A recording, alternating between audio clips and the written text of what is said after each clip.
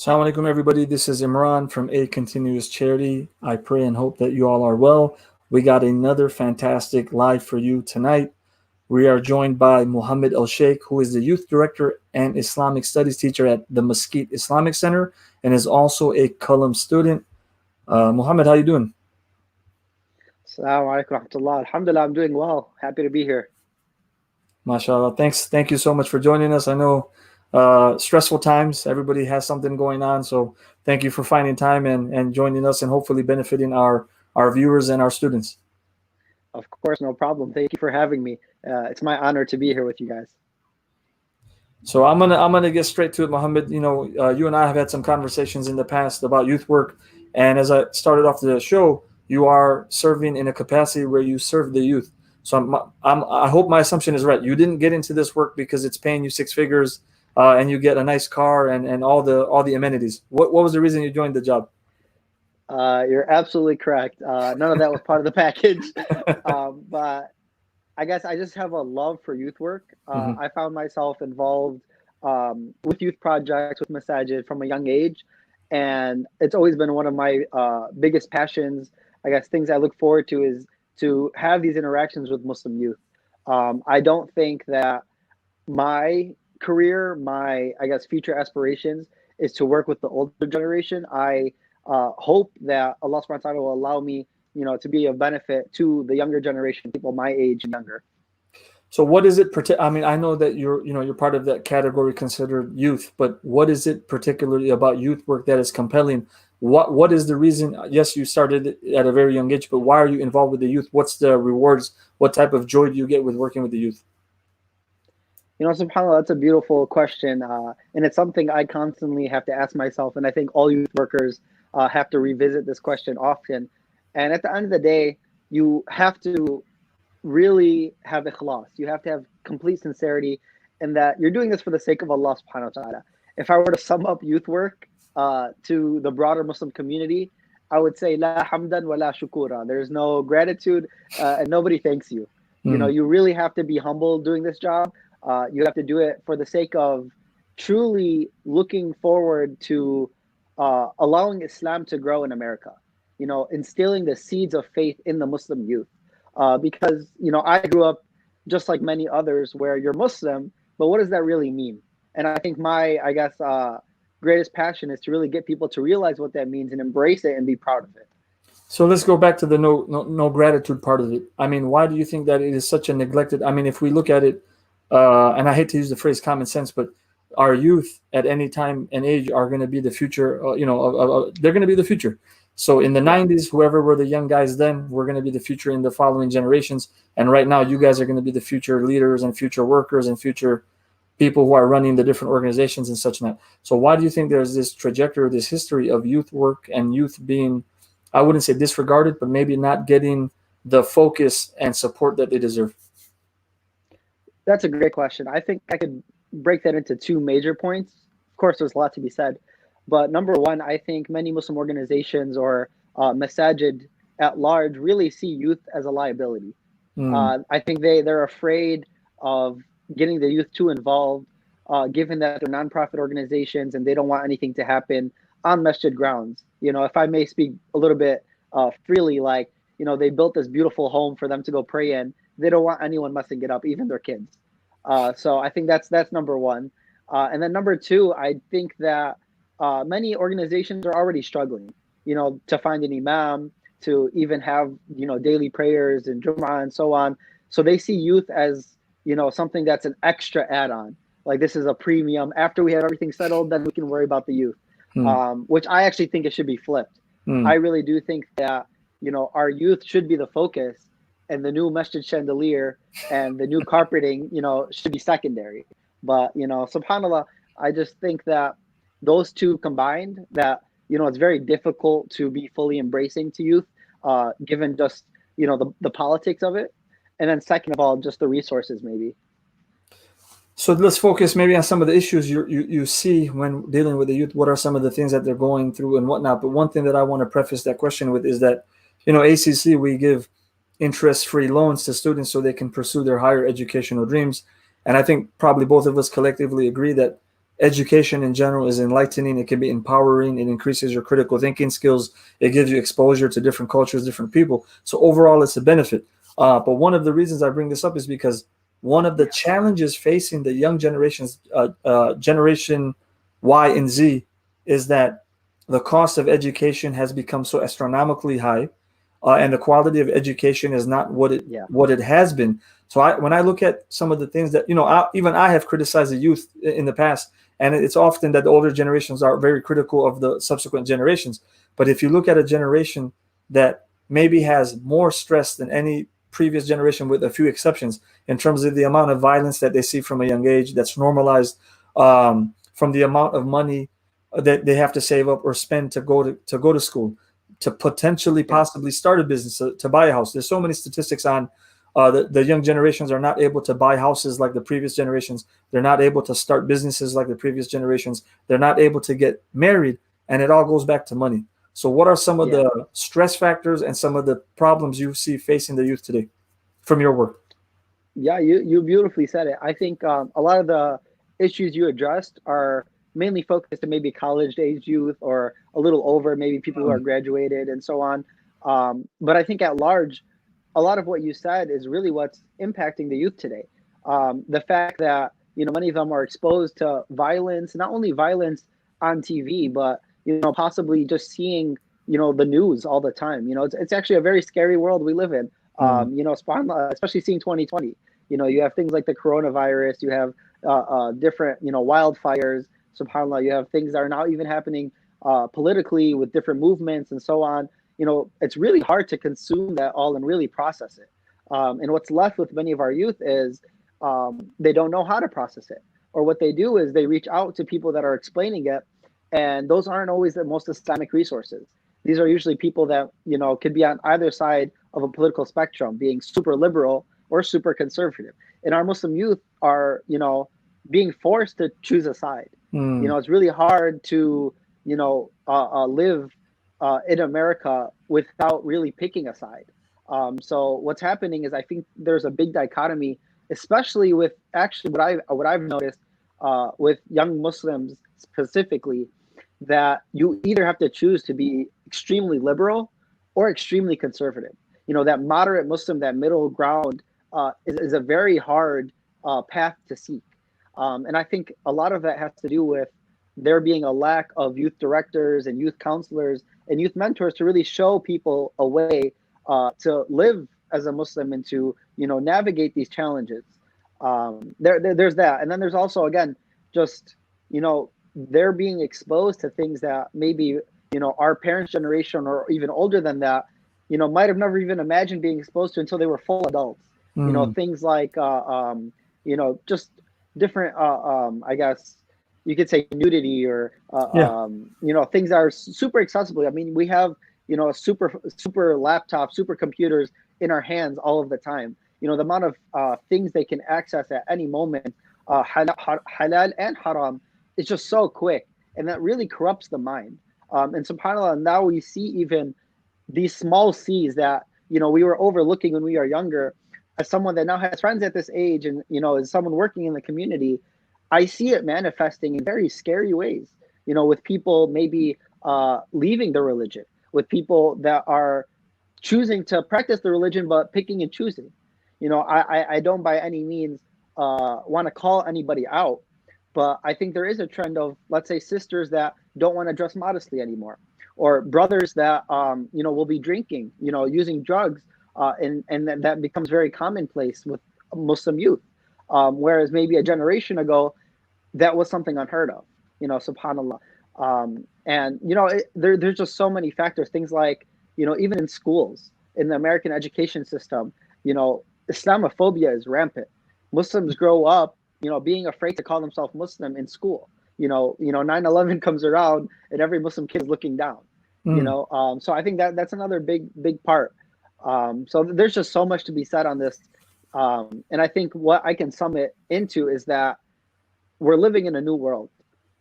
Modernity is a real factor that I think many of the older generation haven't fully grasped yet. I do think that now more than ever, many masajid and organizations are seeing the need to really be there for our youth. But I guess my thing is it a lot of talk, or are we actually getting the resources we need? So focusing on that, then what give me an example of how they can actually support you guys, and what are some of the resources that you're talking about? Okay, yeah. So I think first and foremost is making the masjid inclusive. Mm. If we want to be honest, that there's a reason why Muslim youth aren't going to the masjid, and if more than that, why there's now even third spaces or spaces outside of the masjid that are created specifically for Muslim Americans that don't, I guess, Feel comfortable. or even want to attach themselves to a specific masjid. And I think that's a problem with our masajid and not a problem with these spaces, first and foremost. I think if our masajid were open and allowing certain programming to happen that caters to young people, you would see less of a trend for this. And even more than that, I do think that the youth director space has to be a lot more organized and even lucrative. Like you said, nobody goes into this for the money because there is no money. There isn't, subhanAllah.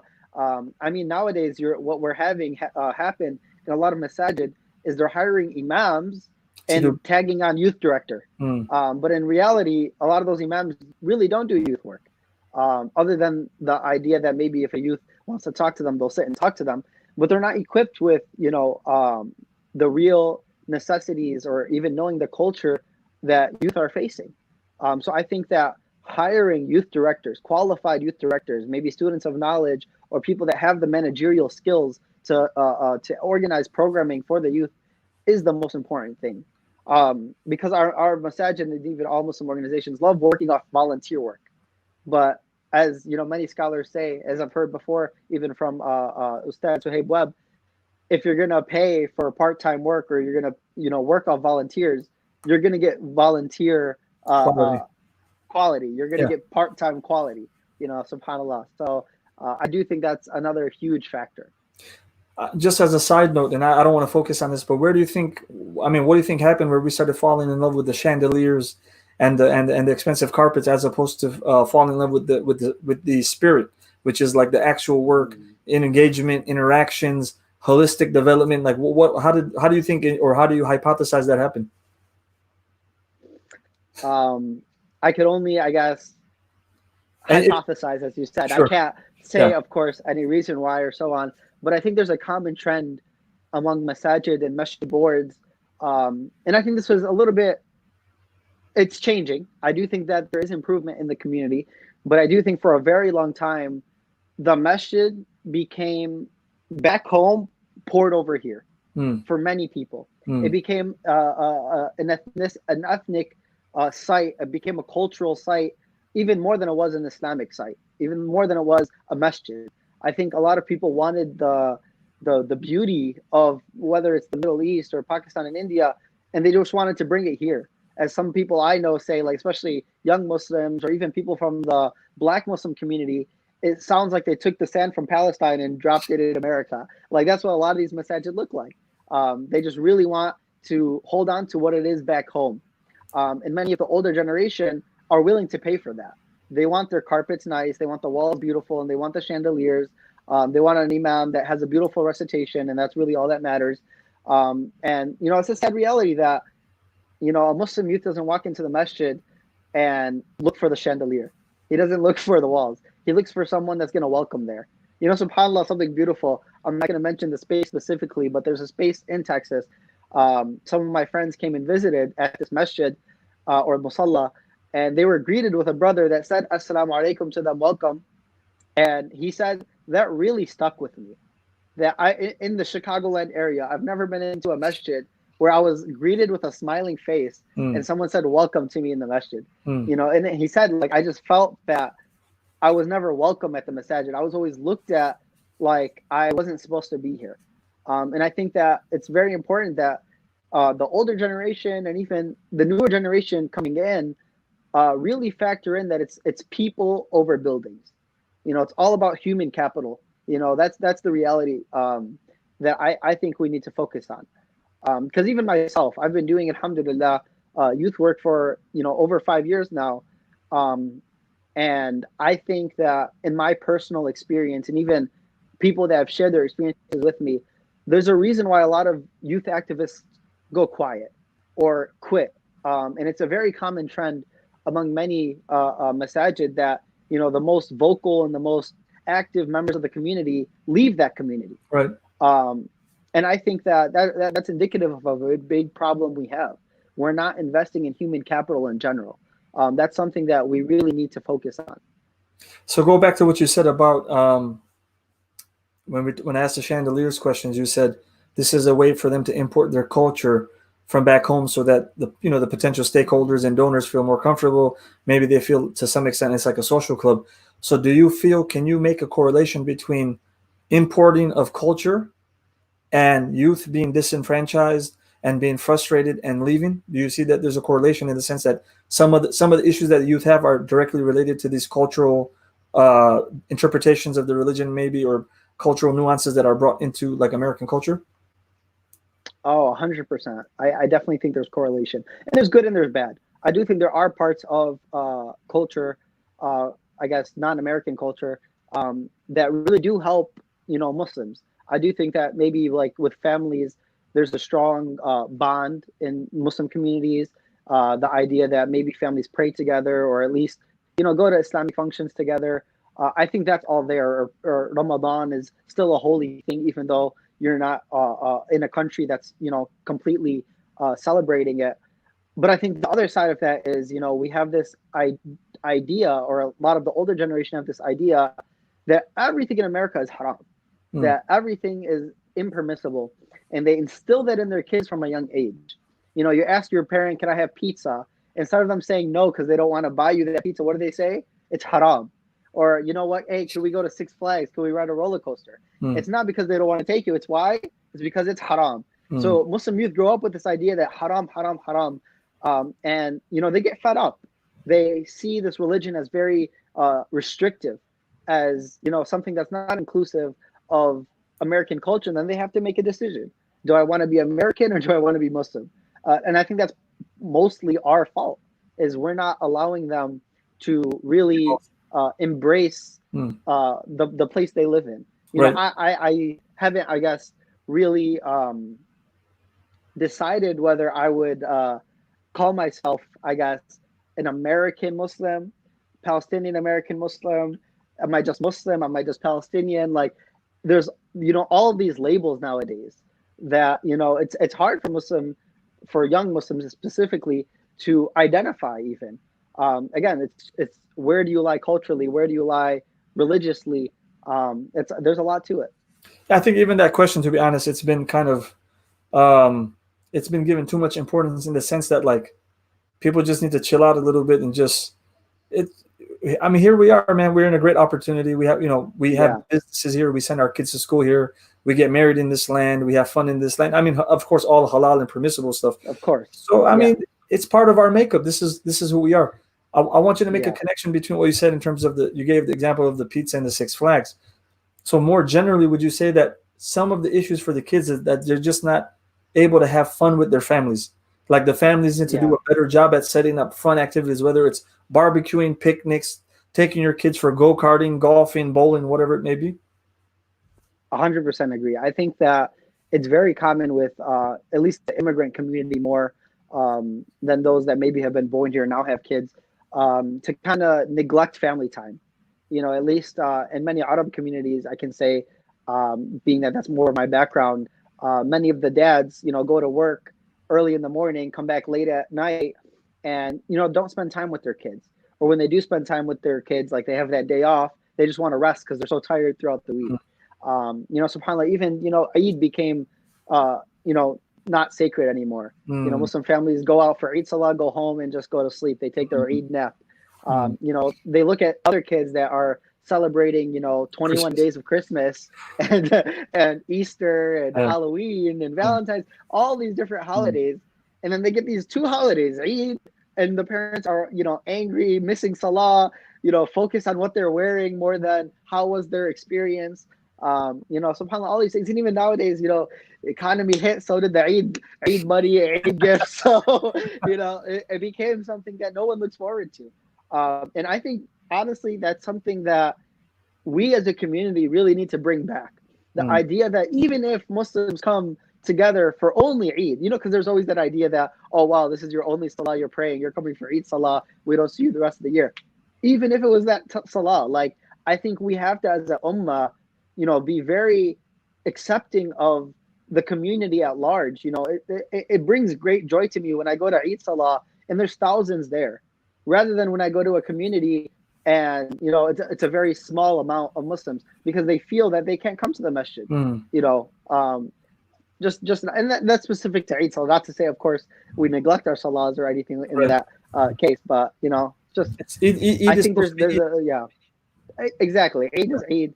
And even a little bit more on that, the Muslim family has become something somewhat even toxic at times. What I'm seeing with a lot of youth is that they have a really bad relationship with their parents, because a lot of our parents come from a background where yelling and screaming and arguing is the mode of communication. That's just how you get your point across. Yeah, exactly. And to them, that might not sound damaging or even somewhat abusive at all. But to American youth that are used to, speaking with their teachers in a very polite, well-mannered style, when they go out in public, they're very, culturally understanding of how to be polite. And then they get to the home and it becomes a battlefield. It becomes war. SubhanAllah, like, I know many Muslim families that just don't talk to each other. And they're living under one roof. They love each other at the bottom of their heart. But there's no communication. As Sheikh Yasser Barjas once said in his lecture, that the worst form of communication is no communication at all. Is that when you stop speaking to each other, that love fades. That mahabba in a Muslim family that's supposed to be there, that mawadda and rahmah, like that mercy and that love, that compassion, it slowly fades. And now that's what's happening is, Muslim youth, they can't wait for that college or that high school experience to where they can do whatever they want. They get their car, they drive away. They look for colleges out of state. SubhanAllah, they're trying to run away from their own homes. Not only run away, but it seems like they're trying to replace that longing and that need for love and attention. But sometimes because they're young and maybe they don't have the proper guidance or understanding of things, they may look for it in the wrong areas. So have you seen in youth work? Have you seen youth? And again, not to shame anybody, not to even shame these behaviors, but because of their age and because of being naive. Maybe they turn to vices and drinking and doing things that they're not supposed to be doing. 100%. I totally think that it's a very big problem in our community that they're now seeking attention elsewhere. So we talked about how they're not getting that attention from the masajid, and many times they're not getting that attention from their parents. So the closest thing to them is their friends. And your friends can make or break you. Sometimes young Muslims have good friends and they try to keep you away from doing these things that are harmful and haram. But many times they don't have that Muslim circle around them that's trying to get them to do good. And rather they're bringing them to do, bad things. And I see many young Muslims that are first and foremost, more than anything, looking for these, haram relationships, seeking in a partner of the opposite gender that can console them, that can talk to them, that can maybe be at school with them and help them work things out, that really are there for them, because they're not getting that support anywhere from their siblings, from their parents, from their community. So they're looking for that first and foremost. Others don't take that route. And I think that they, choose substances instead. It could, like you said, be drinking, could be tobacco, it could be weed. These are things that are so prevalent among Muslim youth that when someone tells me they're struggling with this, it's very hard for me to be shocked. It's very hard for me to give a shocked face as, subhanallah, is this really happening? There's so many cases of young Muslims, people that, their parents did, you could even say their best of giving them an Islamic education, of, sending them to masjid programs or hifz school and so on. And then with all of that, because it wasn't, packaged correctly for them, they weren't really cared for, they still end up turning to these things because they're not getting, I guess, that attention that they were seeking, or that care that they really needed spiritually. And it's a very damaging thing. And I really pray for everyone that is going through that. May Allah subhanahu wa ta'ala help them, because it's not easy. It's not easy for someone, it's, again, like, we're not here to shame anyone. I by no means am shaming the Muslim youth that that learned, that studied, that maybe memorized, and then end up lashing out in this way. Part of it is on them, of course, because everyone is going to be asked about their own deeds. But I really think that there's a big responsibility on the community. Like, what are we doing to give them avenues of support? So my assumption is that's part of your youth work, and the youth work of other effective directors is this thing that they're lacking in the house or community is something that you try to create in these programs, which is you give them that sense of community belonging. Is that correct? And then what else? What are some of the things that you guys try to do with the youth? Like, is it lectures? Is it going out and like going bowling with them? Is it, throwing a party with food? What are some of the things that you guys do to create that sense of community and togetherness? That's a very good question. I think it's all of that and even more. I think specifically at my masjid, the Mesquite Islamic Center, where I work at now, we really, really focus on really creating personal interaction with the youth. I really do like it when all of my students and the youth in general, know me by my name. They call me Muhammad. There isn't no imam or, brother this and so on, like ustad. I really do like having a relationship where they see me as their older brother, or maybe even just their same age, their brother. We go out to eat, we sit there in a circle, all of us together, and we talk. I really do like when I do have halakas, when I do have classes or lectures, I really do make it discussion based. I really like hearing from them, having them be freely open to asking any questions at any time about anything. Because in reality, when I have that moment to sit with them, I want to hear more from them than I believe they want to hear from me. I really want to sit there and absorb what they're going through so that I can better help them and address things. There's been many a times where we'll have a halaqah on the Prophet Ibrahim alayhi salam, but we'll end up talking about vaping, or we'll end up talking about homosexuality in Islam. Super, different topics. But, I just open the floor. I'm like, okay, guys, so we had our talk, alhamdulillah, we got a couple lessons. Is there anything, you guys have any questions? Do you guys want to talk about anything? And it goes from there. Many times we even have Q&As, like, real talk sessions where people can jot down questions onto index cards, and we can answer it in that way so that, they don't feel ashamed for the question they're asking. And it's really all of these things. We'll have barbecues. We'll, anything we can do to just really let them have a good time while in the masjid. I think some communities make a mistake where all of the youth programming that is fun happens outside of the masjid, or they don't want to be affiliated. Like, we'll support you, but just don't bring it to the masjid or don't put our name on it. And I think that's one of the most damaging things they can do, because I always instill in our community with the youth that the masjid is doing this. We, as this center, as this home, want you here. Alhamdulillah, and I work in a place where, honestly, they're the most supportive people I've ever met. I am truly blessed to be working with them, alhamdulillah. The Imam Ahmed there, the board, mashallah, even the community members, everyone there is really appreciative of the work I do. Alhamdulillah, I really am blessed and looking forward to even doing more with them. So talk to us then a little bit about now for ACC. We work with college age students and we provide them interest-free loans. We try to provide them some level of mentorship. We do our continuing education programs. We do different webinars and whatnot.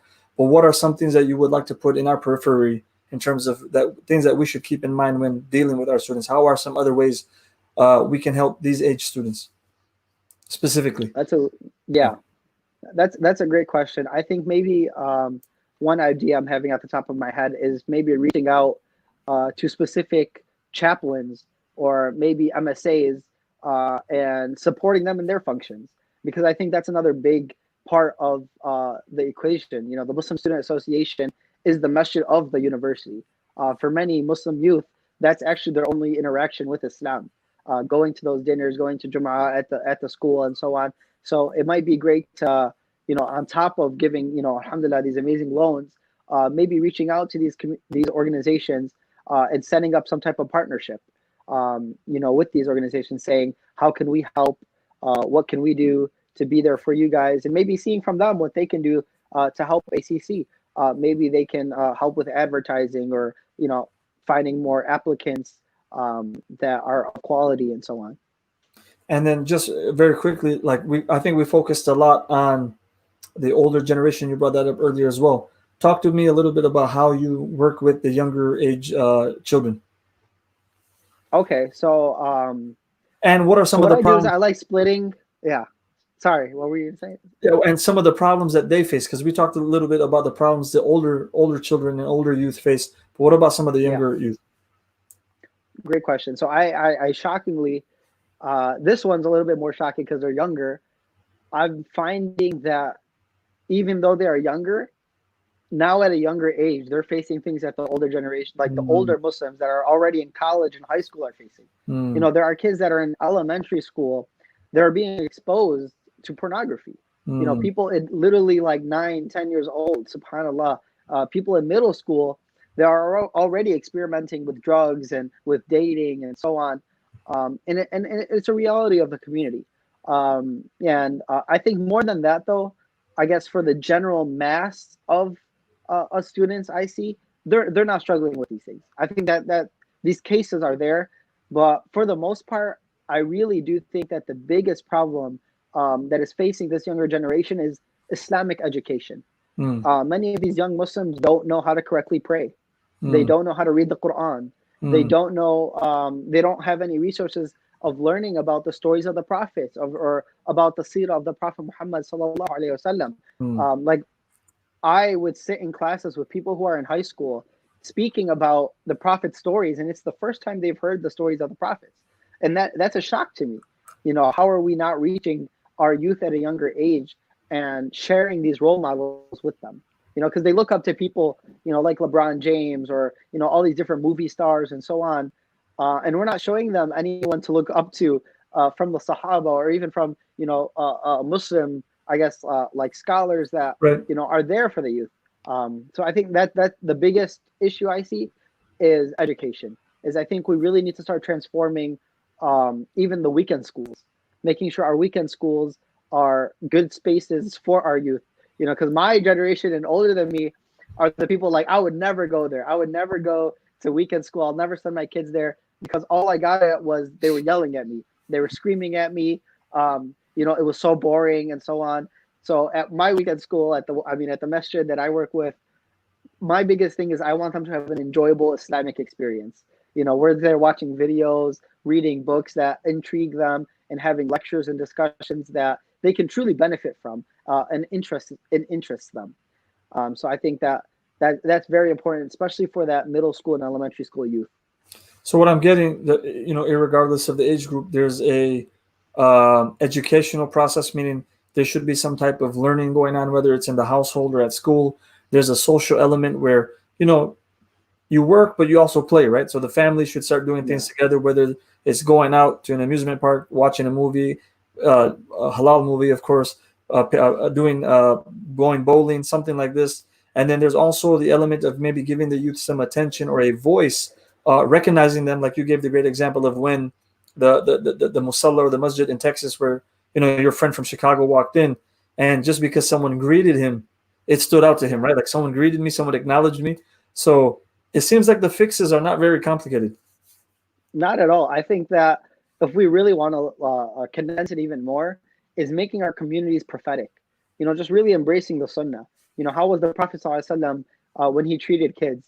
How did the Prophet ﷺ's masjid look like? How did people interact with the imam? How did people even come to salah?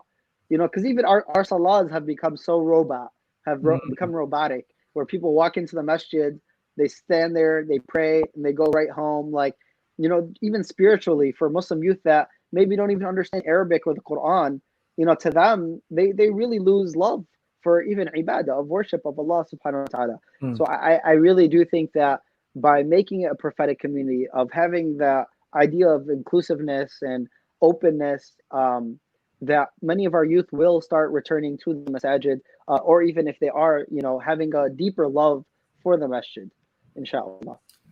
Mohammed, I want to thank you for your time. Thank you so much, and thank you to, is it Mesquite Islamic Center? Yes, yes. Big shout out to Mesquite Islamic Center for providing a good service to our youth. And where can we find out more information about some of the programs and activities that you're conducting? Oh yeah, so you can check out our Facebook page. I think that has the best, I guess, resource for us, the Mesquite Islamic Center on Facebook, and we also have our website, Mesquite Masjid, I believe.com, mesquitemasjid.com, and those two really do help. And just to note, also a lot of my programs, inshallah, for the next few months will most likely be online and accessible to all Muslim youth in America. So inshallah, if you guys check out the Facebook, we'll keep you guys posted with anything that's coming up. Thank you so much, man, for doing the great work. And just want to remind our audience, ACC, It Continues Charity, is an organization that specializes in helping students pursue their higher educational dreams by giving them access to higher education, by producing and providing interest-free loans, so you study at cost. If you take a loan for $20,000, you pay back only $20,000. You don't pay back $20,000 in one penny, 21,000, 22,000. You pay back exactly what you took out. And the reason the name It Continues Charity is what it is because once you pay that money back, that money then is recirculated and recycled to the next generation of students and loan recipients. So you become part of this everlasting, continual charity where you've received help and now you're providing help. And please check us out at acceducate.org. There's many ways that you can support us, whether that's through donations, whether that's signing up to become a mentor, and also by opening a chapter in your locality. So one more time, Mohammed, thank you, and we hope to see you again soon. Inshallah. Jazakallah khair. Thank you guys for having me, and I really do love all the work you guys do. Barakallah fikum. Fiqh barak, brother. Take care. Assalamu alaikum. Assalamu alaikum.